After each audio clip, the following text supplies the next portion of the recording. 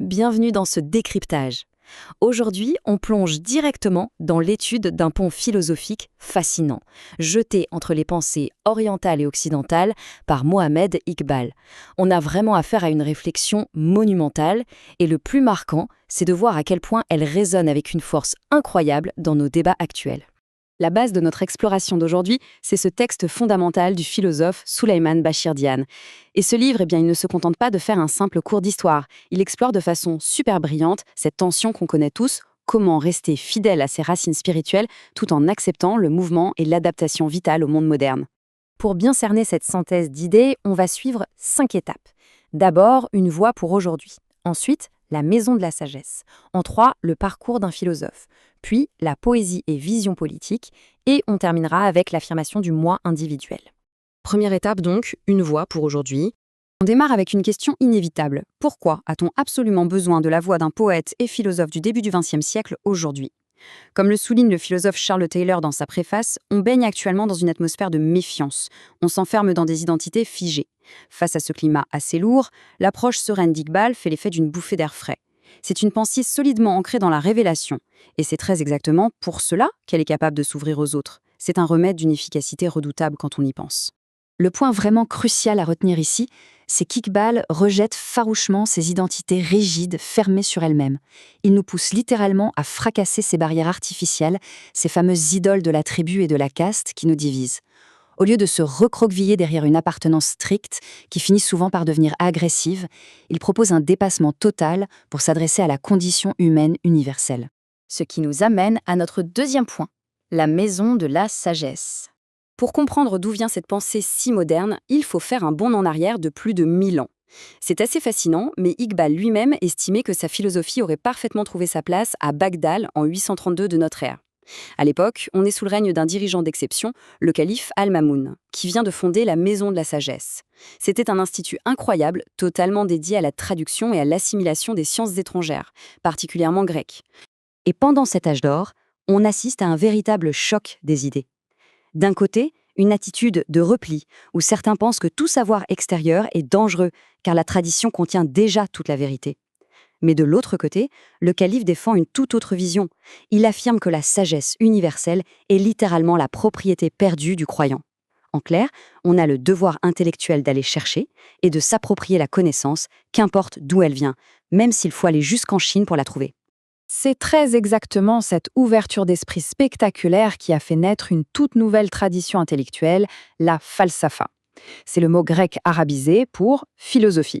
Ce concept prouve de manière éclatante qu'être vraiment fidèle à ses origines ne veut pas dire rester immobile. Au contraire, ça exige un mouvement permanent et une vraie curiosité pour les grands courants de pensée à travers le monde. Passons à notre troisième partie, le parcours d'un philosophe. Comment cette fameuse ouverture s'est traduite concrètement dans la vie d'Iqbal ?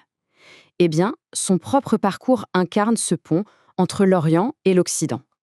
Il commence avec les enseignements soufis traditionnels de sa jeunesse au Pendjab, puis il élargit drastiquement son horizon en plongeant dans la rigueur académique de Cambridge en Angleterre, puis de Munich en Allemagne, avant de finir par s'engager au plus haut niveau politique dans les années 30. Et c'est vraiment pendant ces années intenses de formation en Europe qu'il structure son approche philosophique.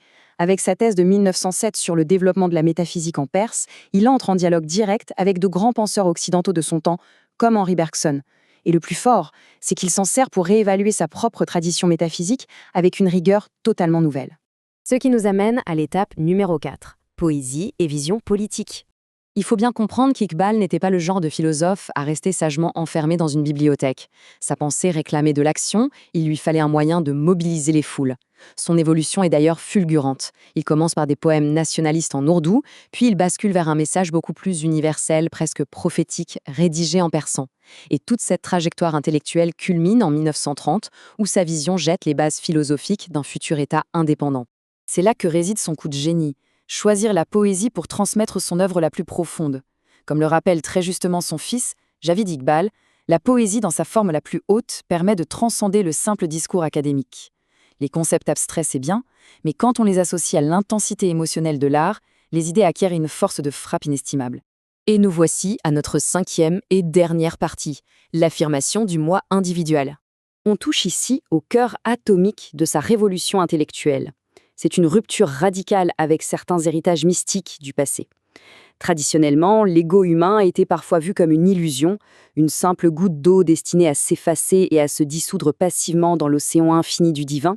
Iqbal prend le contre-pied absolu de cette idée. Pour lui, le moi doit au contraire affirmer son existence. C'est l'infini qui embrasse l'ego fini, oui, mais cet ego conserve son identité et son propre dynamisme. Concrètement, c'est un véritable appel à la vitalité pour le monde moderne. L'idée, c'est de privilégier l'action sur la passivité et d'aller continuellement vers plus de liberté. Notre identité ne doit plus se résumer à une appartenance statique à un groupe clos, mais plutôt devenir un processus d'autocréation permanente. C'est une philosophie qui nous exhorte à embrasser l'esprit d'investigation scientifique pour faire face à une réalité toujours en mouvement. Alors, pour conclure ce décryptage, on est en droit de se poser la question. Comment, à notre niveau aujourd'hui, pouvons-nous briser nos propres idoles de la tribu et de la caste pour construire une société qui soit vraiment ouverte ? Est-ce qu'on s'accroche encore à des identités rigides qui nous empêchent de voir et d'accéder à la sagesse universelle tout autour de nous ? C'est une sacrée réflexion à mener, et ça prouve à quel point la philosophie de Mohamed Iqbal est plus pertinente que jamais pour repenser notre place dans le monde.